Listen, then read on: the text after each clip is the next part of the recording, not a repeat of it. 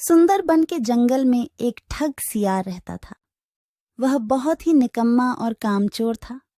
हमेशा इसी जुगाड़ में रहता कि कहीं कोई मुर्गा मिले जिसे मूर्ख बनाकर उसके साथ ठगी की जाए। एक दिन अरे बंदर भाई, कल रात में मैंने आपको सपने में देखा। अरे रहने दे सियार, तू अपना सपना अपने पास रख और मुझे जाने दे। ऐसा बोलकर बंदर चला गया।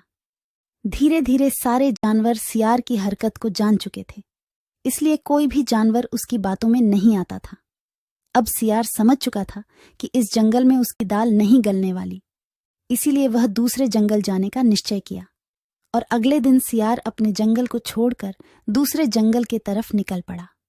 दूसरी जंगल में पहुंचते ही दिन भर जंगल का जायजा लिया और शाम होते ही एक गधे को देख उसके पास गया और रुककर बोला, गधे भाई, मैं इस जंगल में नया आया हूँ और शाम भी ढल चुकी है। क्या मुझे एक रात रुकने के लिए आपके पास शरण दे सकते हो? हाँ हाँ, क्यों नहीं। अभी तो तुम इस जंगल में नए हो और हमारे लिए मेहमान हो, और मेहमान तो भगवान के समान होते हैं। ऐसे कहते हुए गधे ने सियार को अपने पास रोक लिया और उसे सम्मान के साथ भोजन कराया। भोजन करने के बाद दोनों आपस में बातें करने लगे। सियार ने गधे से बोला, अरे गधा भाई, इस जंगल में पीपल के पेड़ के पास एक तालाब है। जानते हो उसके बारे में? हाँ हाँ, पीपल के पास एक तालाब है। वह तालाब कीचड़ से भरा पड़ा हुआ है। उसका पानी भी बहुत गंदा हो चुका है। यहाँ का कोई भी जानवर उसका पानी नहीं पीता है। सियार ने अपनी आवाज को धीमा करते हुए बोला, क्या तुम जानते हो, वह सोने चांदी का तालाब है। उसके अंदर ढेर सारा सोना और चांदी छुपा है और उस तालाब का मालिक मैं ही हूँ। सियार का बात सुन गधे ने चौंक के बोला, ये तुम क्या बोल रहे हो सियार भाई? तालाब भी कहीं सोने और चांदी का होता है? मैं भी ऐसे ही सोच रहा था। मुझे भी इस तालाब के बारे में कोई जानकारी नहीं था, लेकिन कुछ ही दिन पहले मेरे पिताजी मरने से पहले सारे संपत्ति मेरे नाम की। उसमें यह तालाब भी है और आज मैं अपने संपत्ति देखने के लिए ही यहाँ पर आया हूँ। यकीन नहीं होता तो यह थैली में देख लो, जो मैंने अभी इस तालाब से निकाला है। सोने के गहने निकालकर गधे को दिखाया, जो उसे ठगने के लिए उसने अपने साथ लेकर आया था। गहने को देखकर गधे को सियार के बात पर विश्वास हो गया और बोला, अरे हाँ, ये तो सचमुच सोने चांदी का है। तब तो तुम बड़े ही भाग्यशाली हो, इसलिए तुम्हारे पास ये सोना चांदी का तालाब है। अब सियार मन ही मन खुश हो रहा था। उसे तो इसी बात का इंतजार था। गधा भाई, मुझे इस संपत्ति से कोई भी लालच नहीं है। मेरे पास मेरे जंगल में और बहुत सारे संपत्ति है जो मेरे पिताजी ने मेरे लिए छोड़कर गए हैं। मैं तो यहाँ तालाब बेचने के लिए आया था।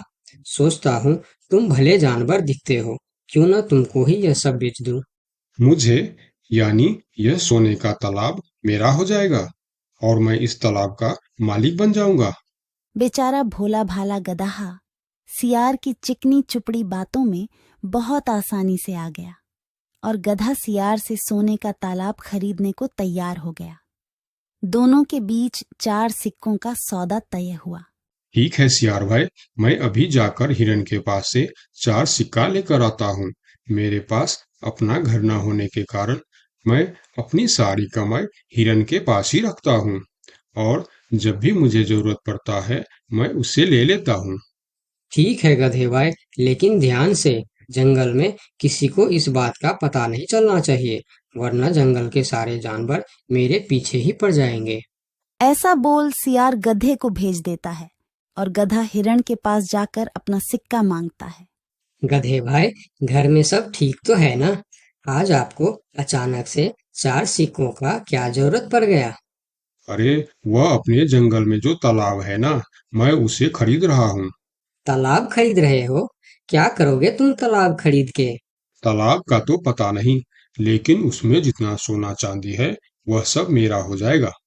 तालाब में सोना? ये तुम क्या बोल रहे हो भाई? मुझे तो कुछ भी समझ में नहीं आ रहा है। मुझे डर है कि तुम कहीं कोई परेशानी में ना आ जाओ। देखो, तुम मुझसे कुछ भी मत छुपाओ। क्या बात है? साफ साफ बताओ मुझे। हमारे जंगल में एक बहुत ही अमीर सियार आया है। ढेर सारी संपत्ति है उसके पास। और तो और हमारे जंगल में जो तालाब है ना, जिसे हम लोग गंदा नाली समझकर उसका पानी भी नहीं पीते हैं, उस तालाब में ढेर सारा सोना और चांदी है। उसने तो मुझे उस तालाब से सोने का गहना भी निकाल कर दिखाया है। उसी तालाब को मैं खरीद रहा हूँ। हम दोनों के बीच 4 सिक्कों का सौदा हुआ है। मुझे तो वह सियार मूर्ख ही मालूम पड़ता है, जो इतने सस्ते में सोने का तालाब बेच रहा है। मूर्ख वो नहीं, मूर्ख तुम हो। भला तालाब भी कोई सोने चांदी का होता है? अरे गधा भाई, तालाब से पानी निकलता है, सोना नहीं। मैं भी ऐसे ही सोच रहा था, परंतु उसने मुझे सोने निकाल कर भी दिखाया। गधे भाई, मुझे वह कोई ठग मालूम पड़ रहा है, जो तुम्हारे आंखों में धूल झोंक कर तुम्हें झांसा दे रहा है। मैं एक तरकीब बताता हूँ, जिसे दूध का दूध और पानी का पानी हो जाएगा। कौन सा तरकीब हिरन भाई? तुम ऐसा करो, उस सियार से बोलो कि मेरा हिरन भाई ने कहा है कि लिखा पढ़ी होगा तभी मैं उसे 4 सिक्का दूंगा, और अगर बिना लिखा पढ़ी से ही काम हो जाता है तो मैं सिर्फ एक ही सिक्का दूंगा।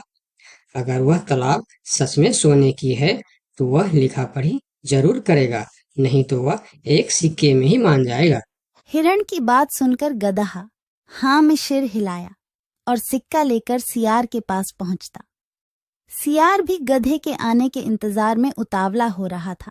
गधा पहुंचते ही सियार से बोला, सियार भाई, मेरा हिरन भाई ने कहा है, यदि आप लिखा पढ़ी के लिए तैयार हो तो मैं आपको 4 सिक्का दूंगा, वरना बिना लिखा पढ़ी के आप एक सिक्का ले लो और मुझे यह तालाब दे दो। सियार ठग किसी तरह से जल्दी करके सिक्का लेकर वहां से जाना चाहता था। वह बोला, अरे गधे भाई, तुम बड़े अच्छे और भले मालूम पड़ रहे हो, तुमसे क्या लिखा पढ़ी कराना। चलो, तुम एक ही सिक्का दे दो। अब गधे को समझने को कुछ बचा ही नहीं था। गधे को समझ में आ गया कि सियार उसको ठगना चाहता है। ठीक है सियार भाई, कोई भी शुभ कार्य करने से पहले मुंह मीठा करना जरूरी होता है। मैं अभी लड्डू लेकर आता हूँ, आप यहीं रुको। गधा जंगल से 2-3 जानवरों को बुला लाया और सियार की जमकर धुनाई कर दी। किसी तरह सियार वहां से जान बचाकर भागा। अगर आपको ऐसी ही प्यारी प्यारी वीडियोस देखना पसंद है तो वीडियो को लाइक करें और हमारे चैनल को सब्सक्राइब करना बिल्कुल ना भूलें। नए वीडियोस हर रोज मिलते रहेंगे।